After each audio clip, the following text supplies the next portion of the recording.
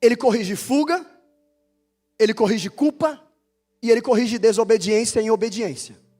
Com Pedro, já em Atos, ele confronta preconceito, inclusão e redireciona a missão e propósito. Mas mais interessante ainda, é que nessa mesma região de Jope, agora já em 1909, tem uma foto também, 66 famílias chegam nesta praia e usam conchas, o que é muito comum para nós. Sabe para fazer o quê? Dividir e sortear lotes de areia. Como vocês podem observar, só tinha areia e dunas. Começou a divisão, o loteamento.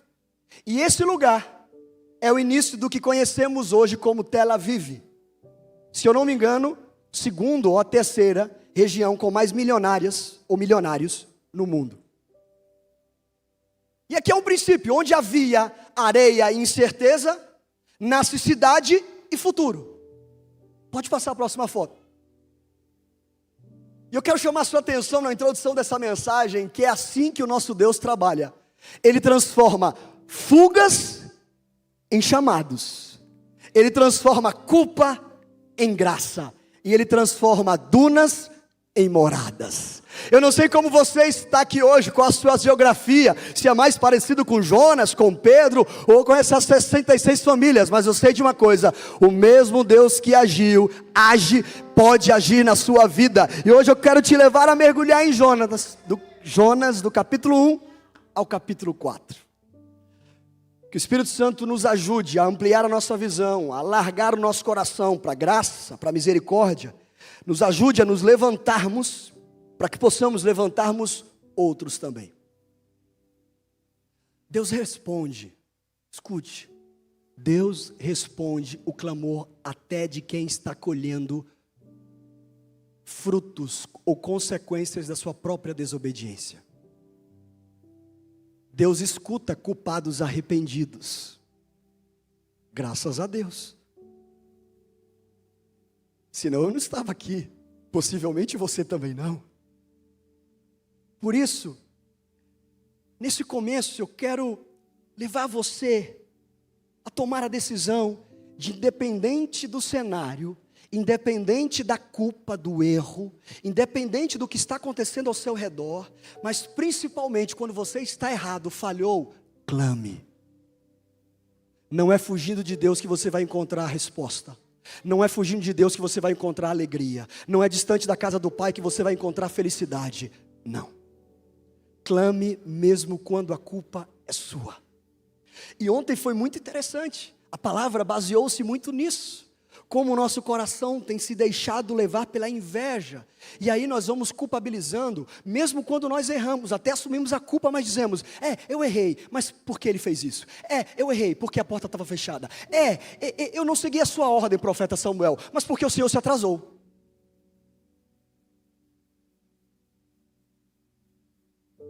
Mas Jonas recebe uma ordem muito clara, e você pode ler na sua Bíblia, acompanhando enquanto eu estou levando você nessa história. Levar a palavra de Deus para uma cidade chamada Nínive. Mas em vez disso, ele toma um rumo oposto. E o texto vai nos mostrar, a Bíblia vai nos mostrar, uma descida contínua de Jonas. Ele desce ao porto. Do porto ele desce ao navio. Do navio ele desce ao mar. Do mar ele desce para a barriga de um grande peixe. É a geografia do corpo revelando a geografia do coração. Muitas vezes estamos enfrentando batalhas externas por causa das nossas guerras e batalhas internas. É o caso de Jonas. Não quer dizer que todas as nossas batalhas externas sejam por causa das batalhas internas, mas nesse caso E aí Deus lança uma tempestade. Jonas está dentro do barco. E uma tempestade começa, e o barco começa a balançar. E veja, ironicamente algo começa a acontecer.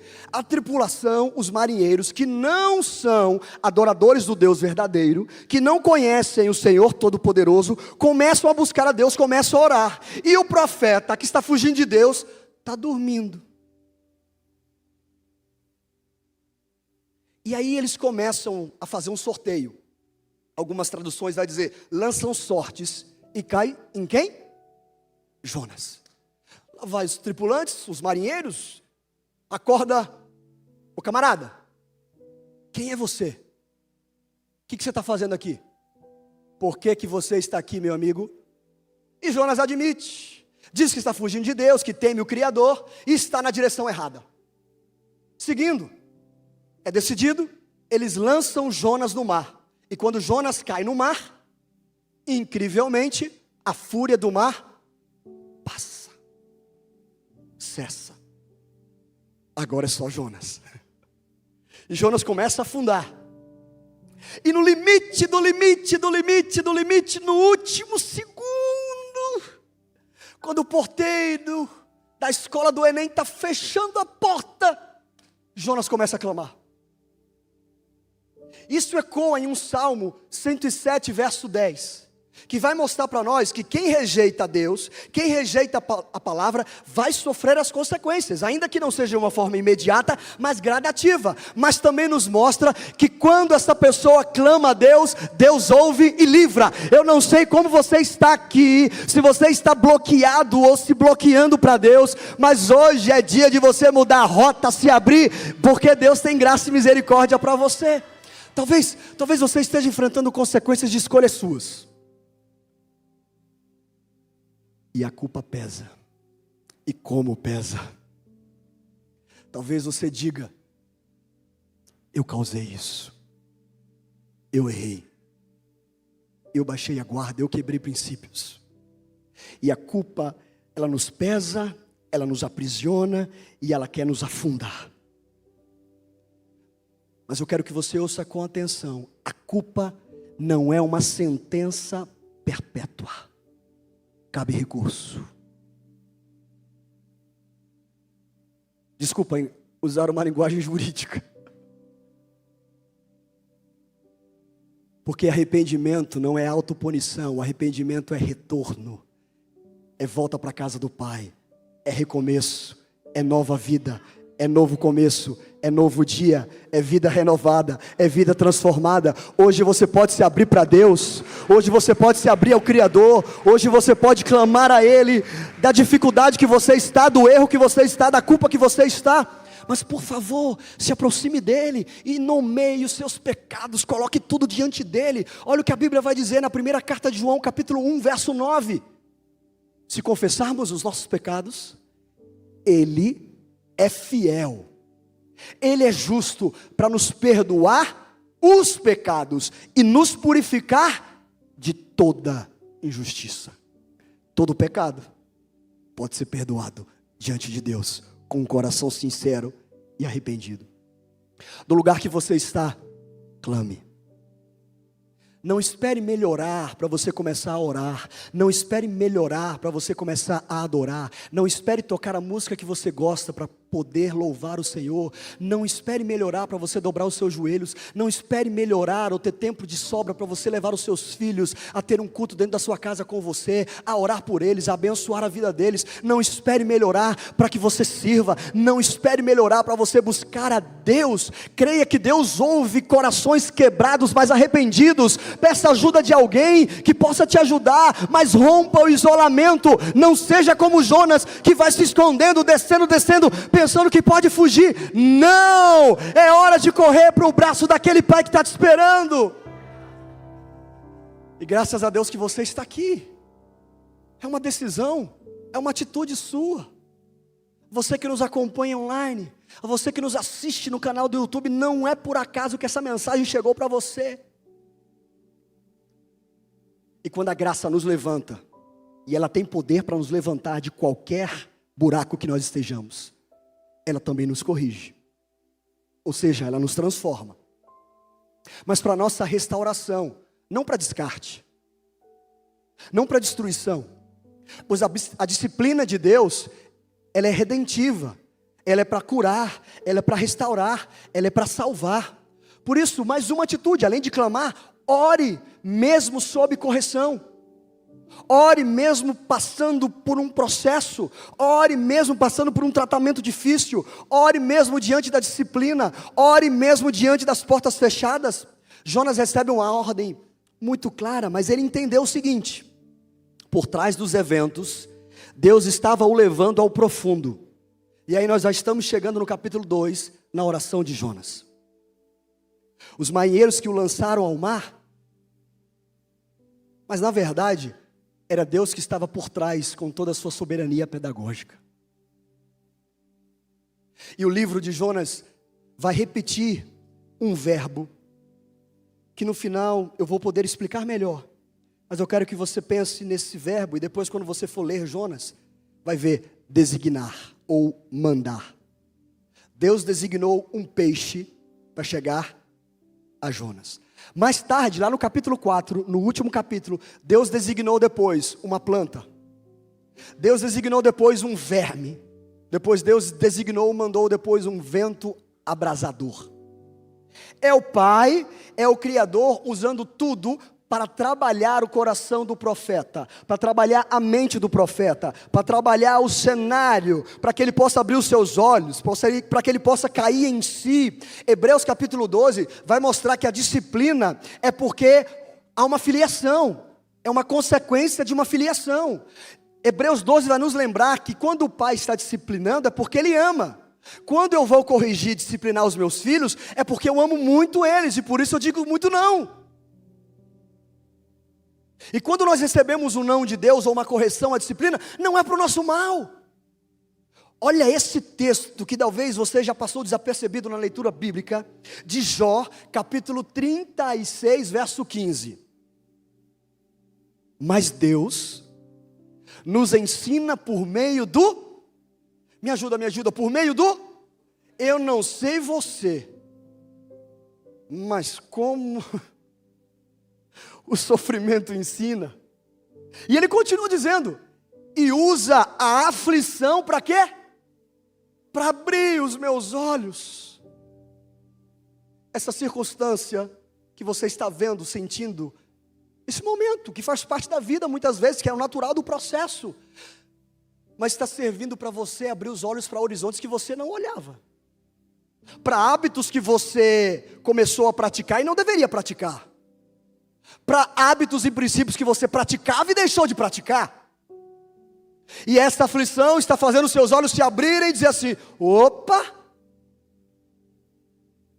preciso vigiar mais, preciso orar mais, preciso evangelizar mais, preciso ajudar mais.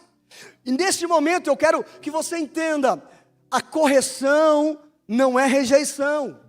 Não confunda disciplina com abandono. Se Deus está me corrigindo, se Deus está nos corrigindo, se Deus está te corrigindo, é porque Ele está perto e não longe. Ele está próximo, não distante. Sabe uma das coisas que eu ouvi lá muito claramente sobre deserto? É porque no meio do deserto a gente não consegue ouvir muitas vozes. Na verdade nenhuma, só a voz dele. Por isso que muitas vezes a gente tem que ir para o deserto. E aí a nossa atitude é orar no meio da disciplina. Eu devo me submeter a um processo. Eu vou parar de lutar contra o tratamento de Deus. E eu vou parar de dizer assim: Senhor, o que o Senhor quer me ensinar? O que o Senhor quer mudar em mim? É a oração do salmista: vê se há em mim um caminho mau, me ajuda a ter um espírito inabalável, me aperfeiçoa, me santifica, melhora, Senhor, porque eu tenho muito a melhorar, né? Não vou cantar, mas me ajude a melhorar. Uma música do Eli Soares. E aí, quando você clamar, quando você orar, no meio de todo esse processo, no meio de toda essa guerra, no meio de toda essa tempestade, lembre-se de algo: eu sirvo ao Deus que me livra de circunstâncias impossíveis. ainda que eu esteja colhendo o erro das minhas consequências, mas o meu arrependimento, a minha mudança, o meu desejo de voltar, vai fazer com que todas estas coisas possam cooperar para o meu bem, de acordo com o propósito de Deus. Lembre-se, a mesma mão que vai me corrigir, é a mão que vai me levantar, que vai me salvar. Decida crer no impossível, mesmo quando tudo está contra você, mesmo quando o diagnóstico é negativo, mesmo quando as circunstâncias são contrárias, mesmo quando a porta está fechada, creia no impossível, porque nós servimos ao Deus das impossibilidades. E aí na oração de Jonas, que está no capítulo 2, ele vai descrever um afogamento. Não sei se você percebeu, acredito que sim, mas eu vou te levar a imaginar isso. Ele começa a dizer, a água por todos os lados. Mais ou menos ali no verso 4, verso 5. Algas na minha cabeça. Na versão que lemos diz, ferrolhos me prendem para sempre. Outras versões dizem, trancas. Ou seja, eu estou trancado, com alga na cabeça e água por todo lado. Imaginou a cena? É um fim, não é? Humanamente falando, acabou. Sepultamento, afogamento, morte. Não tem mais jeito. Mas a virada começa quando ele começa a se lembrar do Senhor. Lembre-se, desceu para o porão do navio, foi jogado ao mar. Possível desmaio. Quando ele retorna, ele lembra do Senhor. E ele mira o templo. Uau! Materialização da presença de Deus. Algo maravilhoso que me fez também ter uma experiência incrível foi poder pisar naquele lugar e ver que de fato é de verdade. E no último dia que eu estava lá, era uma festa especial, um momento de consagração, onde nas ruas eles faziam cabanas, com lençóis mesmo, uns lençóis especiais, mas cabanas. E eu perguntei para o guia, isso aí é para alguma reunião, algo que vai acontecer? Ele disse, não, isso aqui é para nos lembrar, porque neste feriado, neste Shabat, nós estamos nos lembrando de quando Deus nos sustentou no deserto. Eu fiz aquela pergunta, porque eu vi, e eu pude ver, da criança ao mais velho, eles lembram e trazem à memória o que dá esperança. O mesmo Deus que nos sustentou no Egito, vai continuar nos sustentando, a Ele seja glória e louvor. Por isso, dentro da sua casa, traga sempre à memória as bênçãos que o Senhor tem feito, os milagres que Ele já realizou. Não guarde para si, mas exalte o nome do Senhor. E aí ele mira o templo, voltando à materialização, ele mira o templo, presença de Deus, ele traz a memória, e vai ecoando também, quando nós nos reunimos esse ano, todo dia, nós fazemos a nossa declaração, nada é impossível. Ele talvez está no último fôlego, é como se ele pudesse ouvir, né? E aqui eu estou acrescentando, né? Permita-me isso, ele está colocando uma frase de Jesus, tudo é possível. Mas o ponto é, nessa parte, qual alga está prendendo os seus pensamentos ou a sua cabeça hoje? Qual tranca está aprisionando você? Qual ferrolho está prendendo você? Te impedindo de adorar, de buscar a Deus, de servir, de ser fiel. Um diagnóstico crítico, uma dívida, uma crise financeira, um abandono, uma traição, uma mente cansada, um vício, o pecado. Não negue a realidade, mas submeta esta realidade ao Deus do impossível, crendo no seguinte: eu posso estar no fundo do poço, mas quando tudo diz que é o fim, a fé em Deus me diz ainda não. Ele pode me socorrer, Ele pode me levantar. Há uma graça nova para mim neste dia. E Deus frequentemente responde no último segundo. Aliás, Ele é mestre em aparecer no de repente, na última cena, no último capítulo, na última frase, a última palavra, porque Ele não precisa de muito. Mas a minha e a sua decisão deve ser perseverar até o fim. Clamar, orar, crer no impossível e continuar perseverando. Continuar crendo. Continuar acreditando até a última hora, até o último momento. E Jonas vai falar do momento em que o fôlego dele acaba e ainda assim ele se lembra do Senhor. Abacuque também lá no capítulo 1 ele vai dizer assim: até quando, Senhor? E é um Salmo 13 que eu quero que você veja com atenção como parece que foi escrito por algum de nós, por mim, por você, porque o salmista vai dizer assim: até quando, Senhor? Para sempre te esquecerás de mim? Até quando você vai esconder o seu rosto de mim, Senhor? Até quando eu terei inquietações no íntimo e tristeza no coração dia após dia? Até quando o meu inimigo triunfará sobre mim? Olha para mim, responde, Senhor, meu Deus, ilumina os meus olhos, ou eu vou dormir o sono da morte. Os meus inimigos vão dizer: eu venci. E os meus adversários festejarão o meu fracasso. Olha o lamento do salmista. Olha a dor desta pessoa. Olha o fundo do poço que ele está. Parece com Jonas. Parece conosco em algum momento da nossa vida, da nossa circunstância, da nossa história. Mas a virada de chave é que o salmo não termina aqui. Persevere até o último momento. Eu, porém, confio no teu amor leal. A confiança não deve estar na pessoa. A confiança não deve estar no dinheiro. A confiança não está na posição. A confiança está no amor daquele que não falha, aquele que é inabalável. Há o amor leal de Deus para nós. Eu confio no teu amor leal. E aí ele diz: o meu coração exulta na tua salvação. Parece que não tem saída, mas eu confio. E ele diz: eu cantarei ao Senhor pelo bem que me tem feito. Espera aí, não, analisa o texto comigo, por favor. O texto começa dizendo alguém que está vivendo bem. Cantarei ao Senhor pelo bem. Não faça uma análise da sua vida, principalmente de Deus, por causa de um momento, de uma dor, de uma parte da sua história. A esperança aí, irmão. A esperança, mãe. Marido, há jeito. É possível.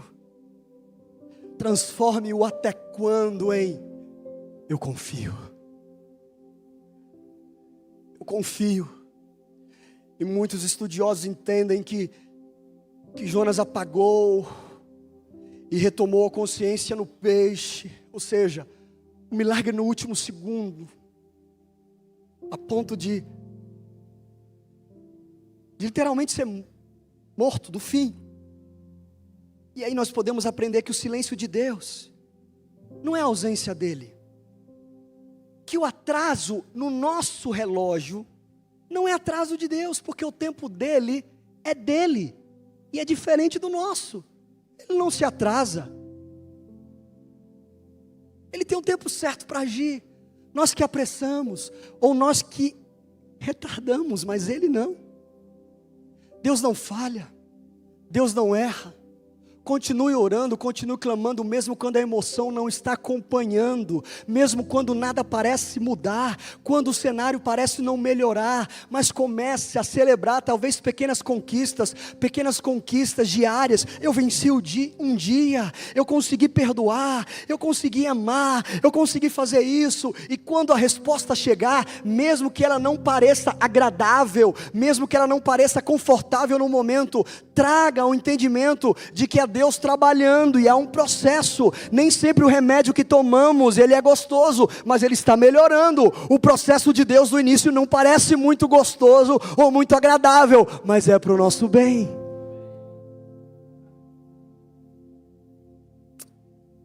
Abrace o processo. Quando Jonas estava se afogando, ele precisava de ar, não tinha como respirar. Deus então providenciou algo diferente, um peixe.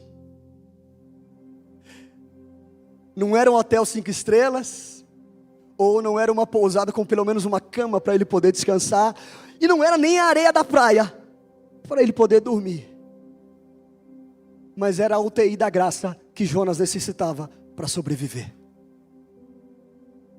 Deus tem uma UTI da graça preparada para você, uma SAMU que vai chegar na hora certa para te socorrer. E ali ele retoma a sua consciência, ele volta os seus olhos ao Criador, à aliança, ele agradece, e ele faz promessas. Eu vou cumprir o que eu prometi, eu vou oferecer sacrifício, eu vou adorar no santo templo. Ele decide abraçar o processo, e ele faz uma declaração que eu, se pudesse escolher como a declaração de Jonas, ou pelo menos dessa oração, desse capítulo 2, é o que está no versículo 9. Ao Senhor pertence a salvação. Ao Senhor pertence a salvação.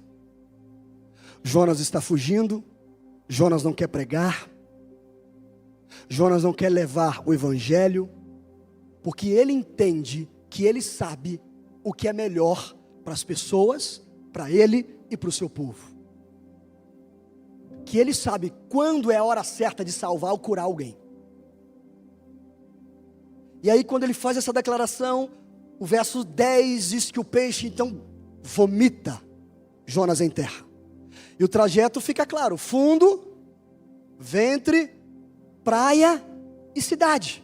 Porque quando ele chega à praia, ele vai ter que ainda se locomover até a cidade.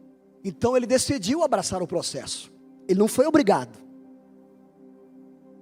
ele se submeteu. Talvez você esteja aqui hoje, nesse entre, você não está nem no fundo do poço, e você nem chegou na praia ainda. Mas por favor, não despreze essa travessia, esse entre. Porque quem honra o ventre de um peixe, hoje, amanhã chega a terra firme que Deus tem para você. Uma gratidão, ainda que seja no parcial, na UTI, num local insalubre, é o espaço para Deus te levar a uma terra que Ele tem para você. E Deus nos levanta, Deus nos ergue, Deus nos chama para ganhar a nossa lealdade e para nos recolocar, para nos realinhar à missão e ao propósito dEle. Que o nosso coração saia daqui hoje buscando estar alinhado ao coração de Deus, à vontade de Deus. Por isso, uma atitude: decida responder com gratidão e fidelidade. Na oração de Jonas, ele agradece, ele faz uma promessa, ou ele reafirma: eu vou cumprir o que eu prometi, e eu vou no templo. E ele continua a sua oração, ele começa a denunciar ídolos inúteis, que na tradução que nós lemos da NAA diz ídolos vãos, que são nadas que tentam substituir ou se colocar no lugar de Deus. E qualquer pessoa que se agarra a um ídolo, não apenas uma imagem, pode ser o dinheiro, pode ser uma pessoa, pode ser uma posição, pode ser um ministério, perde a misericórdia do fiel, que poderia receber. Mas Jonas promete então gratidão no altar e cumprir os seus votos, seguindo na oração de Jonas. Nós estamos no verso 9, no capítulo 2. Mas eu faço uma pausa aqui e pergunto: quais são os ídolos que estão roubando a sua lealdade? Quais ídolos estão roubando a sua gratidão? Quais ídolos estão roubando a sua lealdade a Deus? Dinheiro? Status? Posição? Controle? Carreira? Sucesso? Prazer? Rancor? Ressentimento? Abandone esses ídolos hoje.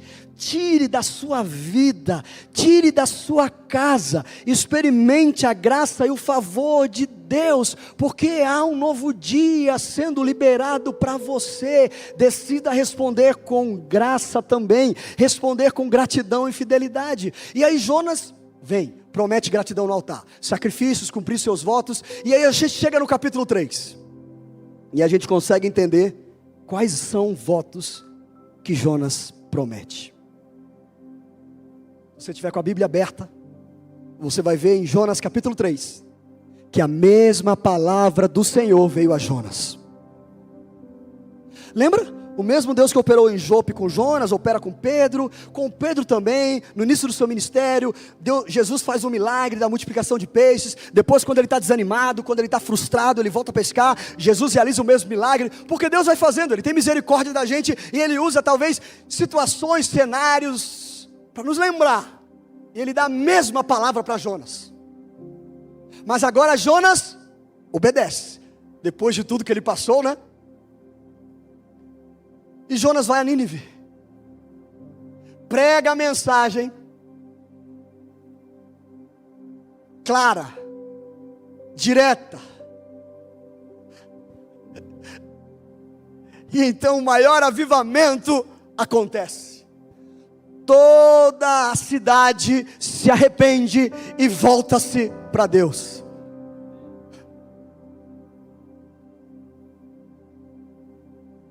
Certamente você conhece a história, isso não era surpresa para você. Para alguns até pode ser.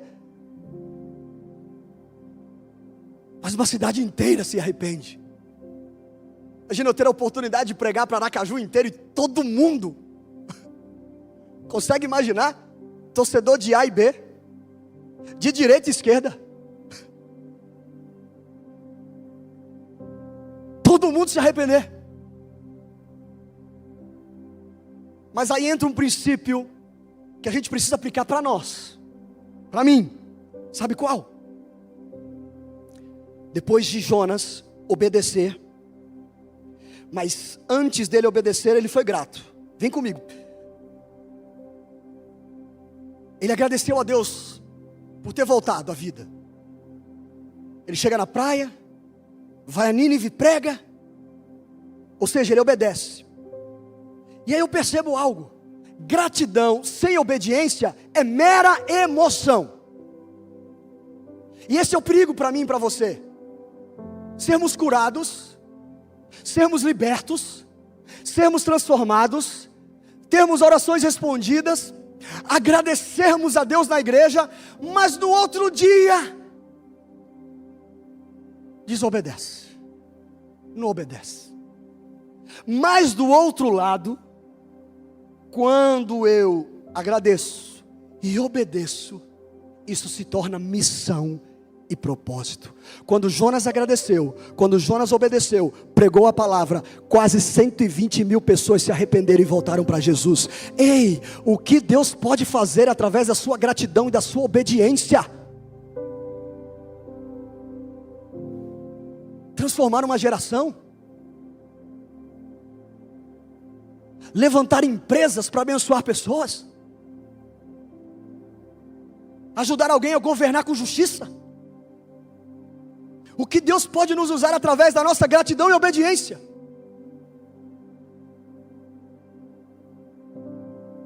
Volte a servir, reconcilie-se com Deus e com o próximo, se regularize, irmão. Se torne generoso, amável, misericordioso. Agradeça tudo que o Senhor fez por você, pela sua casa, pela sua família, com obediência. Há uma reação, há uma ação nossa. E agora vem o teste mais difícil. No final dessa mensagem, para mim, para nós.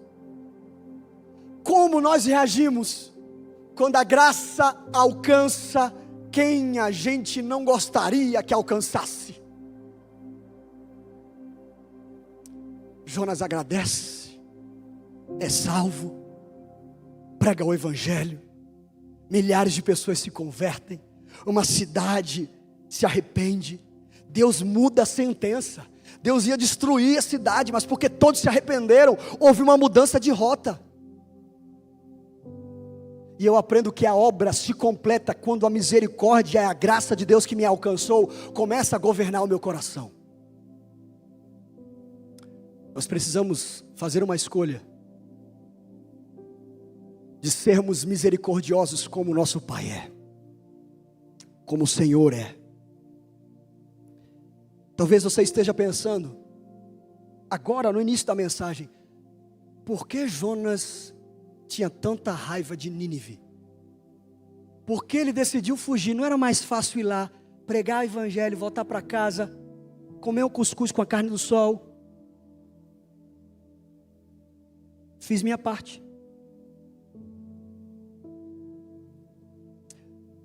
Mas eu deixei para contextualizar Nínive no final, intencionalmente. Nínive era uma grande cidade de um território, de uma nação chamada Assíria. A Síria, junto. E esse era um império famoso por crueldades, deportações, torturas, crueldades, empalações de pessoas, terror, terror.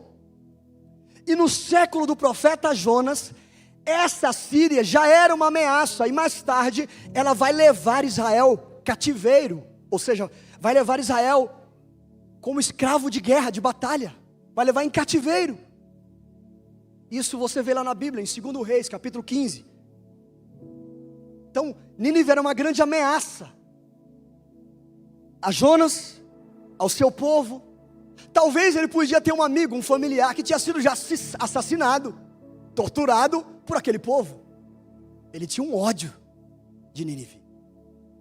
E Nínive era uma possível capital, uma cidade muito influente desse lugar chamado Assíria. Então, para Jonas, a misericórdia a Nínive soava como um risco existencial. Jonas não queria que Deus fizesse alguma coisa naquele povo. E ele tinha suas razões. Pensa comigo. Um povo que nos escraviza, um povo que não quer o nosso bem, um povo que diz que vai nos matar. Eu quero que eles... Eu sei que você pensou nisso também, como eu pensei. Mas sem igualar realidades, mas eu não posso me isentar de falar isso. Algo parecido acontece hoje também, com Hamas para Israel. E quando eu estive lá, pude ouvir relatos atravessados de dor, de pessoas que foram vítimas e ao mesmo tempo se preocupavam com todas as vidas humanas, seja de Israel ou não Israel, seja árabe, judeu ou palestino. Porque para eles, para o judeu, toda vida, todo homem e toda mulher é obra-prima do Criador. E esse é um caminho inverso de Jonas. Jonas não quer misericórdia para eles.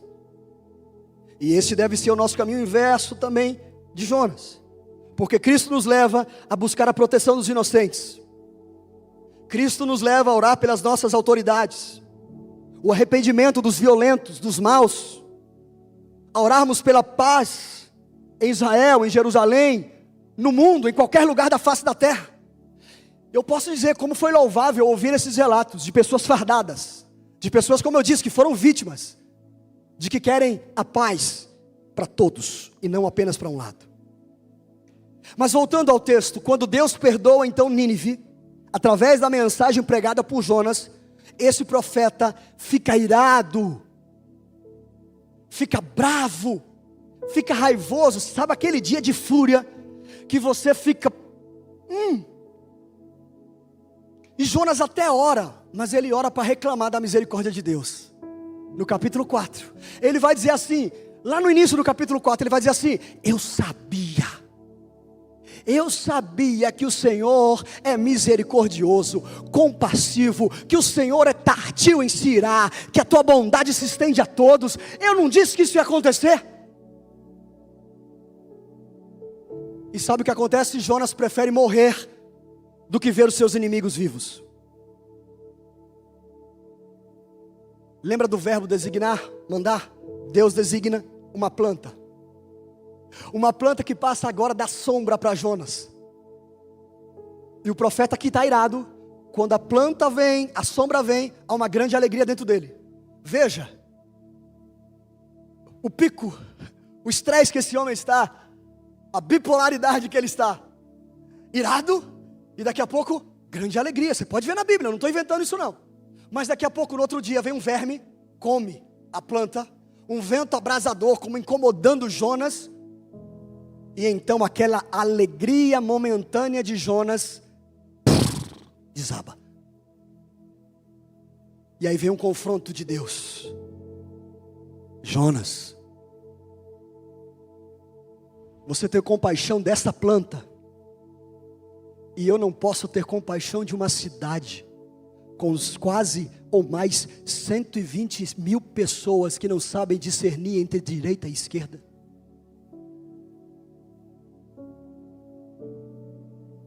Você se preocupou com essa planta que tirou a sua sombra, e eu não posso me preocupar com homens e mulheres, crianças, pessoas que moram ali.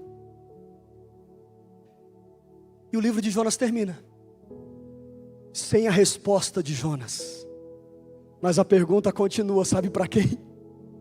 Para nós. E essa é um job de direita ou de esquerda, depende do lutador. Jonas amou o conforto que o beneficiou, mas ele odiou a misericórdia que beneficiava outros. Aqui fica claro a discrepância entre a graça recebida e a graça negada.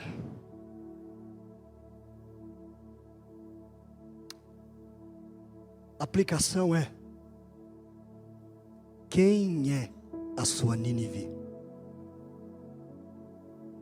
Quem é a sua Nínive? Seu pai que te abandonou? Seu cônjuge que te traiu?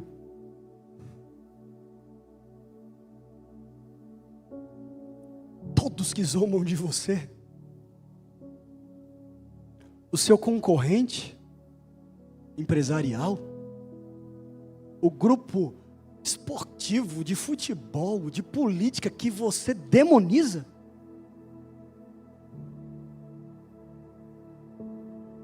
Desculpa, mas muitas vezes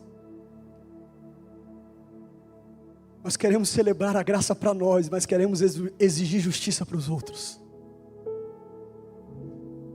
Mas a maturidade nos leva a nos alegrar quando Deus perdoa e salva pessoas. Não importa a cor da pele, não importa a condição social, não importa a opção política, não importa o nome dela, não importa a nacionalidade dela. Ela é imagem do Criador como eu e você, e ela foi alcançada pelo sangue de Jesus. Que Deus salve a nossa cidade, que Deus salve o país, que o Evangelho alcance o mundo e transforme pessoas.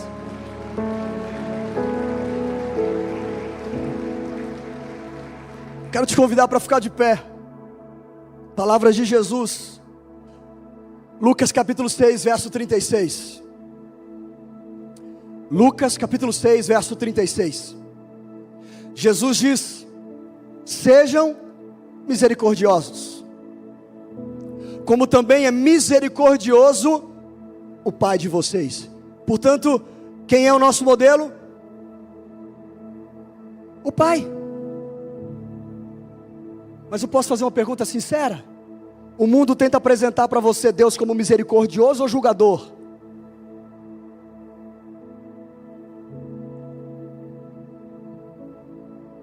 Jesus está dizendo: seja misericordioso como o Pai de vocês é misericordioso.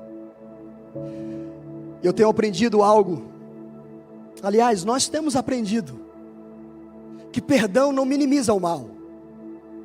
Perdão não minimiza o mal, mas o perdão interrompe o ciclo, a continuação do mal.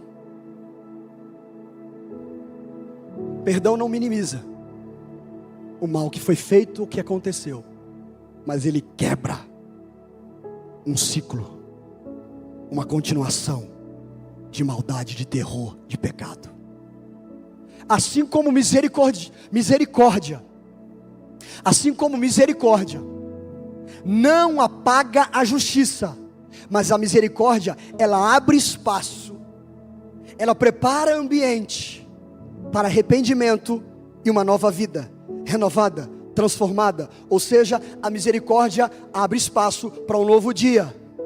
A misericórdia abre espaço para um novo tempo no seu casamento, no seu relacionamento, na sua casa, no seu ministério, na sua comunidade. Perdão e misericórdia. Se no capítulo 2 Jonas recebeu misericórdia, no capítulo 4 Deus pergunta para Jonas: essa misericórdia vai governar o seu coração? Eu quero concluir essa mensagem dizendo, ou relembrando para você, Jonas e o livro de Jonas, a história de Jonas nos lembra que Deus responde culpados, arrependidos que clamam e buscam o Pai. Segundo, que Deus corrige para restaurar, para resgatar, para transformar. Terceiro, que nada é impossível, que Ele vence impossibilidades, que tem um peixe para aparecer na hora certa, que tem uma planta para aparecer na hora certa. Quarto, que Ele trabalha em etapas, há um processo.